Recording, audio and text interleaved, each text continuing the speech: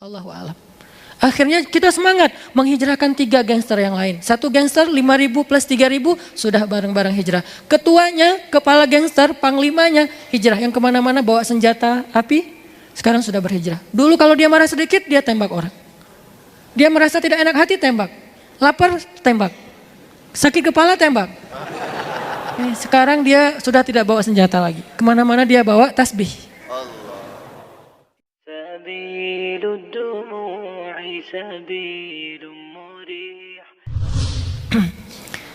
Tahun 2014 tahun 2006 saya pulang dari Mesir. Pulang dari Mesir karena asal saya dari Aceh. Harusnya saya pulang ke Aceh, tapi berhubung karena keluarga saya banyak yang kena musibah tsunami, termasuk ibu saya, kakak saya meninggal dalam musibah tsunami. Jadi keluarga saya banyak yang sudah merantau keluar Aceh. Akhirnya saya tinggal di Bandung. Pulang dari Mesir di Bandung, karena saya lulusan Al-Azhar, orang memanggil saya Ustadz. Walaupun saya merasa belum pantas dipanggil Ustadz. Lebih pantas dipanggil motivator. Lalu beberapa ibu-ibu jamaah taklim, di sana disebut majelis taklim, meminta saya untuk ceramah. Saya katakan ke mereka, saya tak pandai berceramah. Tapi mereka maksa. Akhirnya saya terima jadwal ceramah. Awal ceramah, karena mungkin nervous, saya tidak biasa tampil, saya mengucapkan kalimat yang salah. Saking nervousnya, saya mengatakan Allah Sallallahu Alaihi Wasallam, Rasulullah Subhanahu Wa Taala. Auzubillah min syaitan. Karena tidak pernah ceramah, tidak pernah tausiah. Lalu saya bingung, mau memakai gaya siapa?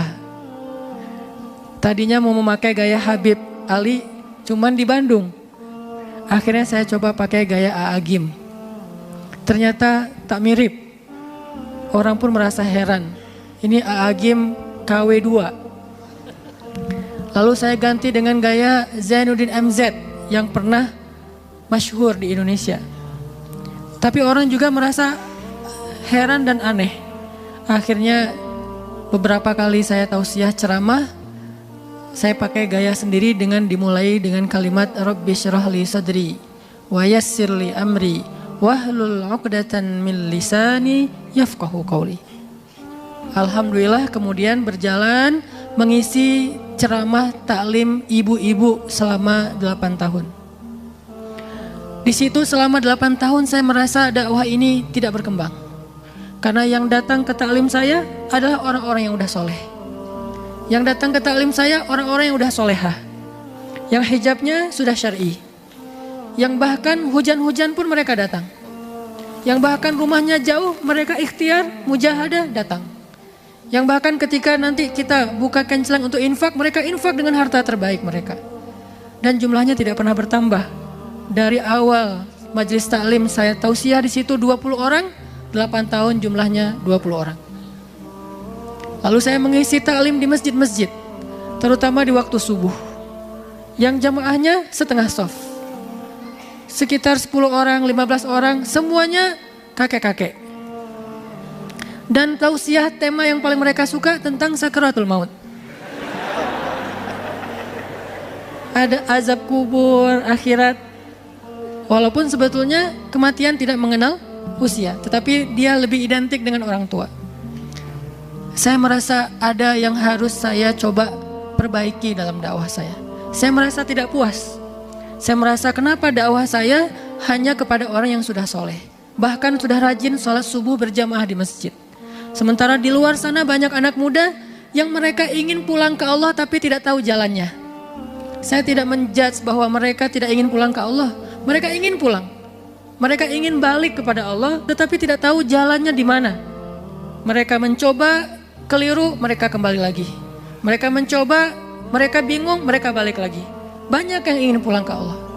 Akhirnya setelah 8 tahun dakwah dalam taklim, saya berdoa kepada Allah, ya Allah, Rabbana atina min ladunka rahmah wa hayyi' lana min amrina rasyada. Ya Allah, beri saya petunjuk dalam urusan saya. Sebagaimana doa ashabul kahfi. Hayyi li min amri rasyada. Waj'al li min kulli dhiqin makhraja. Wa min kulli hammin faraja. Wa min kulli usrin yusra. Alhamdulillah dari situ Allah teguhkan hati saya untuk membuat sebuah movement, sebuah harokah. Saya memberi namanya dengan nama Pemuda Hijrah. Nama lainnya shift yang ada di komputer. Kalau kita tekan shift berarti pindah, hijrah.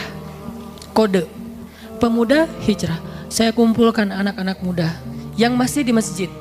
Saya katakan kepada mereka, kita harus mengajak pulang kawan-kawan kita.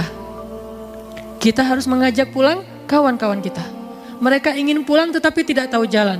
Allah betapa sayangnya kepada kita memberi kita jalan. Padahal kita juga bukan orang yang pandai dalam agama. Tapi banyak kawan-kawan kita di luar sana ingin pulang tapi tidak tahu jalan. Jadi kita menjadi jalan bagi mereka. Man dalla ala khair, man sanna fil islami sunnatan hasanah. Akhirnya alhamdulillah dari situ Allah datangkan satu anak muda, dia mantan gangster. Di Indonesia, gangster motor apa tadi? Rempit. Yang paling besar di Indonesia gangster itu ada di Bandung. Ada 4 gangster. Satu kelompok gangster membernya 60.000. Jadi hampir 250.000 anggota member. Usia dari sejak sanawiyah, usia 12 tahun, 13 tahun sampai lulus universitas. Ada yang tidak sekolah, ada yang sampai magister, ada yang bahkan doktor. Dan mereka membuat rekrutmen gangsternya. Rekrutmennya mereka mengendarai kendaraan motor tadi dari gunung turun ke bawah di malam hari tanpa lampu, tanpa rem. Rem apa maksud? Brake.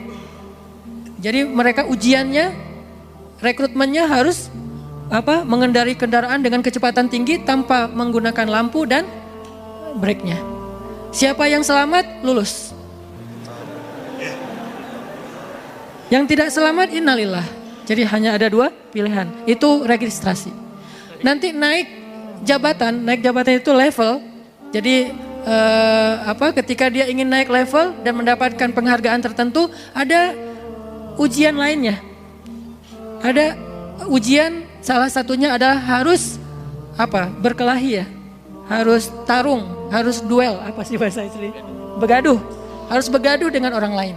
Dia harus bunuh orang, sampai dia harus menodai perempuan, sampai dia harus bunuh polis ataupun tentara. Ini tergantung level yang dia akan dapatkan. Ada hampir 250.000 member gangster. Alhamdulillah ada satu anggota gangster dan dia bukan orang yang paling tinggi jabatannya. Dia bisa dikatakan ketua distrik. Dia sudah hijrah. Saya ajak dia bicara berdua. Saya katakan, kamu mau menjadi seperti Umar bin Khattab? Mau Ustadz, bagaimana caranya? Ajaklah orang yang mendengar dan mau mengikuti kamu untuk pulang kepada Allah. Karena itulah yang dilakukan Umar setelah dia masuk Islam. Akhirnya dia buat program muhasabah gangster. Buat event namanya Briges, nama gangsternya Briges berzikir. Saya bikin IO, event organizer. Kita bikin program karena buat saya setelah itu dakwah adalah social engineering, irsyadul mujtama. Dakwah adalah irsyadul mujtama, memprogram masyarakat. Kita bikin event mengundang Ustadz almarhum Arifin Ilham yang banyak dikenal di Indonesia dengan zikir beliau. Kita undang rahimahullah Ustadz Arifin Ilham datang ke Bandung. Alhamdulillah di luar persangkaan kita ternyata dari satu gangster saja yang datang hari itu untuk berzikir berjumlah 5.000 orang. Kita pikir paling 10 orang, 20 orang, ternyata 5.000 orang. Berarti selama bertahun-tahun setidaknya ada 5.000 orang ingin pulang ke Allah tapi tidak tahu jalan. Siapa yang berdosa? Akhirnya 5.000 orang datang untuk berhijrah, berzikir, nangis semuanya. 5.000 yang masuk ke dalam masjid. Ada 3.000 yang tidak berani masuk. Saya tanya, kenapa tak masuk? Mereka bilang, kita ini kotor Ustadz. Kita merasa tak pantas berada di dalam masjid karena kita kotor. Tetapi kita ingin berzikir dan mendengar lantunan zikir-zikir dari Ustadz Arifin Ilham. Makanya kita datang walaupun di halaman masjid. Lebih baik orang merasa dirinya kotor dan ingin membersihkan diri daripada orang yang merasa bersih dan merasa lebih daripada orang lain. Makanya Allah mengatakan, innallaha yuhibbul mutahhirin atau mutatahhirin. Allah suka kepada orang yang ingin membersihkan diri. La tuzakku anfusakum. Akhirnya dari 5.000 ini ada yang membuat saya merasa semangat. Salah satu dari 5.000 orang ini ternyata dia dulu pernah ada case pembunuhan. Keluar dari acara, selang seminggu kemudian, 1 pekan kemudian dia ditembak oleh polis. Karena ketahuan setelah dia keluar dari persembunyiannya untuk berhijrah, dia ketahuan ditembak, meninggal di tempat. Dan saya berbaik sangka dia mirip seperti cerita pembunuh yang membunuh 100 orang. Baru bertaubat, kemudian dia lebih disayang oleh Allah dan kembali kepada Allah, wafat. Ini husnuzon, tapi la nuzaki ahadan ala Allah. Allahu a'lam.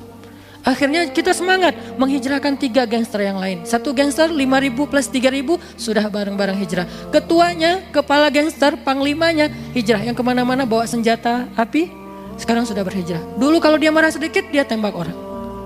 Dia merasa tidak enak hati, tembak. Lapar, tembak. Sakit kepala, tembak.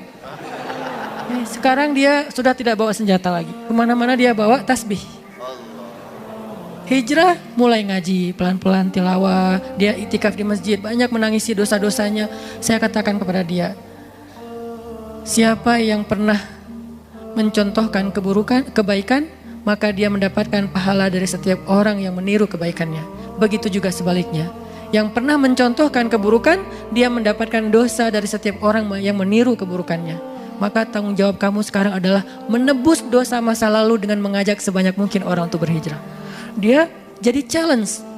Begitukah Ustadz? Ya, akhirnya dia mengajak 3 gangster lain.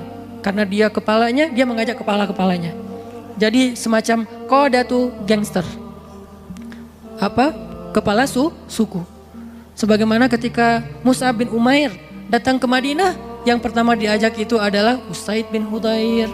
Kemudian nanti ada nama-nama para Sa'ad bin Mu'az dan beberapa kepala suku Ansor. Akhirnya dia mengajak kepala-kepala gangster. 4 gangster akhirnya berubah menjadi organisasi resmi dari negara yang di bahasa Indonesia disebut Ormas, organisasi masyarakat. Di dalamnya sekarang sudah ada divisi dakwah. Gangster ada dakwah di dalamnya. Kemudian kegiatan mereka, aktiviti mereka sekarang alhamdulillah mengawal taklim para ulama.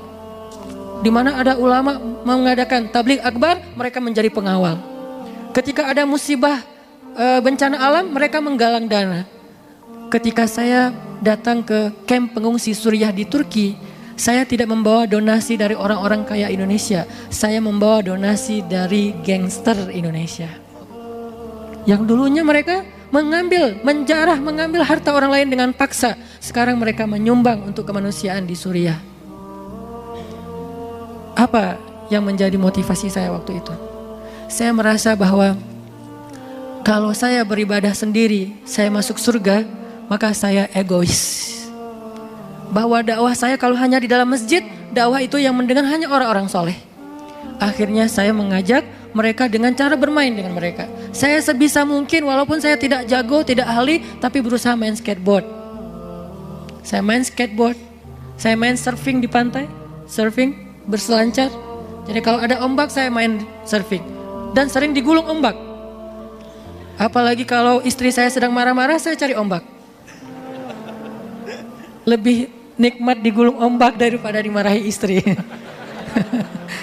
Jadi saya main surfing, main skateboard, saya riding.